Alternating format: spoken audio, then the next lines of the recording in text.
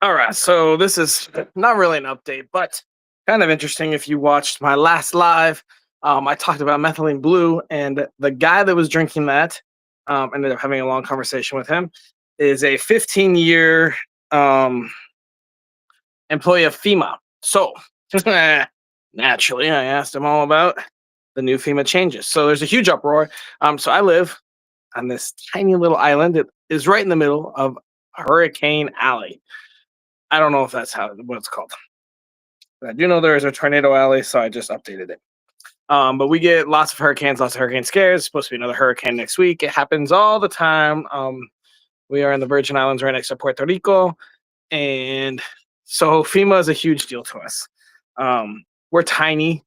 We are not self sufficient. We rely almost entirely on the federal government giving us money as a territory. We do not have rights to vote, and we just kind of do our thing down here. Um, our government's pretty corrupt. Um, I would say it's about as corrupt as the American government, but they hide it better up there. It's bigger, so probably a lot easier to hide down here. There's only so much money, and if we can't find it, we know who took it. So that's about that. So this is how FEMA works. So obviously, he goes, I work with FEMA. I drink methylene blue. I don't know if that affects your opinion of this man. So he's been there about 15 years. So I obviously go, well, okay, so what's happening? What's these new changes? We got all sorts of stuff going on, right? And so basically, here's what's happening. So FEMA, let me see if I can get this right before I say something stupid. Everything I say is going to be about 80% accurate because I do sometimes, well, we talk fast. Sometimes I forget things, whatever.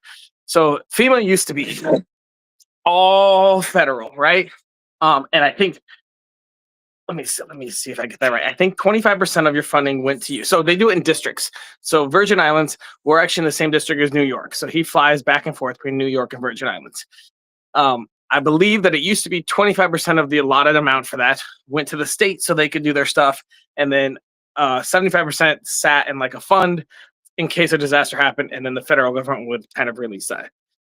That part I don't understand entirely. So how it is now is basically all that fund. So let's just say that this district, I think it's New York, New Jersey, and us, District 4, I think it was. Let's say our district gets 100 million a year for something bad to happen. Now, if something happens to us, New York and New Jersey kick in and help us. And so 98% of the time, the money's going to be coming from New York and Jersey because we are almost never going to send it back up to them. First off, we have way more disasters down here, way more hurricanes. We're smaller, so it's very detrimental. And second off, we have no money to give. So they don't get anything. It's definitely a one-sided situation. So now what happens is the state gets or the district gets all that money. So 100 million instead of the federal FEMA government holding on to the 100 million and maybe giving like 25 million to the state, it all goes to the state. So now the territory gets their cut, whatever their chunk is. And then if a disaster does happen, FEMA rushes in with their okay, the old way. The old way is the federal government holds the money. They have FEMA federal employees in each district. So he used to work down here full time as basically a federal employee watching FEMA down here. And when there's no disaster, I guess he's just doing admin stuff. I don't entirely know what you would do if there's no disaster. I guess preparing, educating, I don't know. So all that money would be federal. He'd be getting paid to be down here doing whatever work he's doing for the federal government. So now that money is going down to the state. So the states, the VI FEMA, they're essentially getting that money and they're doing whatever he was supposed to do. So what he thinks is better is that now, because especially for here, so obviously this is targeted for here, is our government is going to know much more about how to prepare for hurricanes, how to alarm the system, how to take care of St. Croix versus St. John versus St. Thomas, which are 3 different islands in our territory.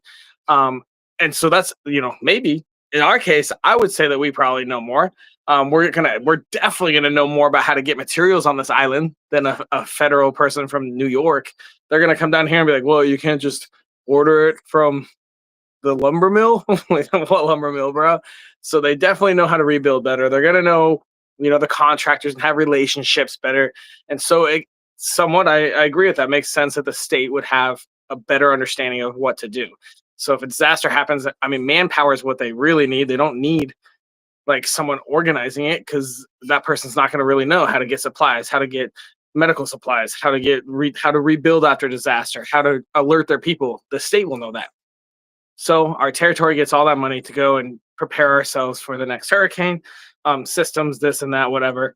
Now, I'm sure there's some states that are really poorly run, and I would say our government is almost always poorly run.